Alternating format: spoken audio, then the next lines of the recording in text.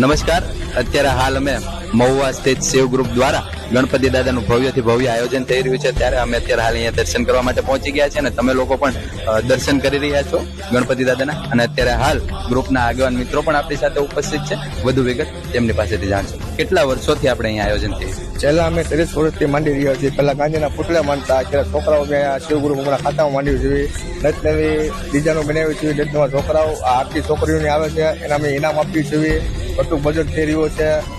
નવા કુંભાવડામાં અમારો સાથ સરકાર છે. અમારે બંને તાવથી અમે છોકરીઓને ઇનામ દેવાની ઘણી કોશિશ કરી છે. નવા નવા ઇનામ પણ દર વર્ષે અમે આપીએ છીએ. ત્યાં વખતે અમે હોનાની સૂકું આપી હતી. બંને તાવથી હજી કોશિશ કરજો તો હજી આગળ અમે બંને તાવથી કોશિશ કરજો અમે સારી વસ્તુ આપવા તૈયાર છે ગ્રુપ દ્વારા.